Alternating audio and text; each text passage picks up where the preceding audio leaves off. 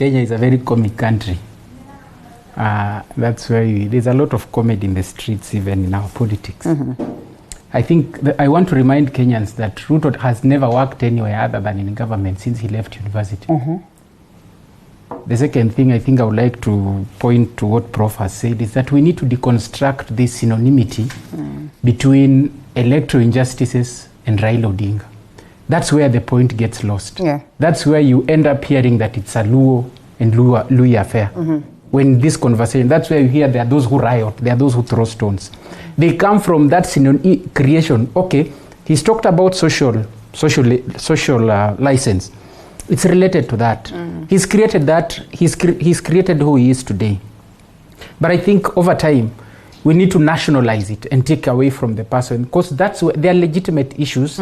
But I think it gets lost in those conversations. So when we're having these issues about IEBC, I also would like to mention to Prof that, and I think I'll join that with the issue I've mentioned about William Ruto, the president, is that historically there have been conversations. And my brother here, Kiongozi, mentioned about the opposition about 2013 to 2017 after the handshake.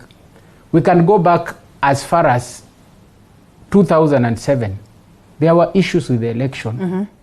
There was a coalition government that never stopped the rigging claims in 2013. There was a handshake in 2017. Out of those engagements, those invitations by the president, the way we talk about higher power, higher responsibility.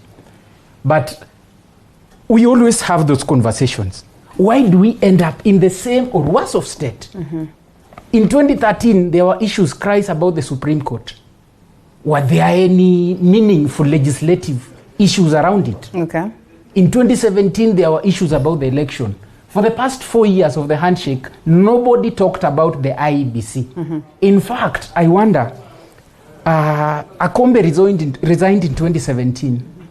The others resigned in 2019. Why would it take 2 years for us to make those cosmetic changes of the Cherera 4 1 year to the election, when even Kriegler said an effective electoral commission should be in office at least 2 years to the election?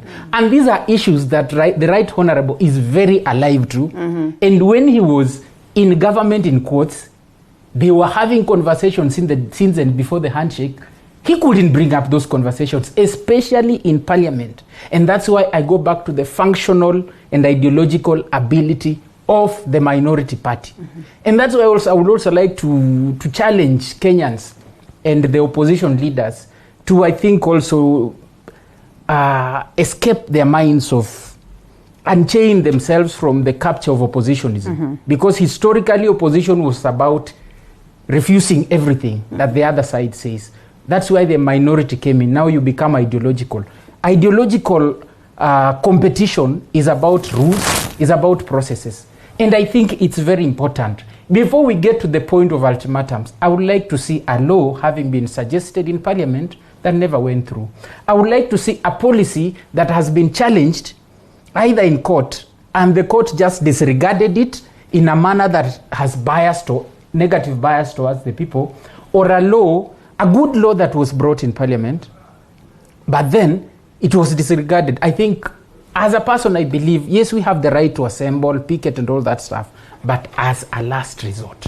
Because at the same time, what I know, and both of us know, whenever there are those maandamanos or people's barazas and stuff like that, for example, if there is one in Uhuru Park, we know people who do business there, they sell their small things. When there's that gathering, those people are displaced. That is a loss of income for a family. That is a loss of taxation. So sometimes it's important. And that's why I think I would like to close my comment by saying, I do not believe, we talk of Galileo who talks about, I do not believe the God that gave us intellect intended us to forego its use. I also mention and say, I do not believe the God that gave Kenyans the wisdom to give themselves the constitution, and especially the Right Honorable Raila Odinga and people like James Orengo, Otiende Amolo, Martha Karua, the people you've mentioned, who we believe were at the forefront of fighting for what we have. God intended them to forego their faith in that institution without even giving it a chance. Well, interesting. and as though Dr. Masanga, who's watching us from London, read my mind, I just wanted to connect this to what is playing out in Nigeria. And I know we cannot speak much about that. Sometimes I'm always reminded, can you speak of what is happening at home? But we can't fail to relate. And looking at the elections that have been conducted across the nations of Africa, we clearly seem to have a problem with, the electoral bodies and the commissions that handle our elections. Dr. Masanga says, I told you the elections in Africa are a sham. Nigeria, INEC, is the worst in Africa.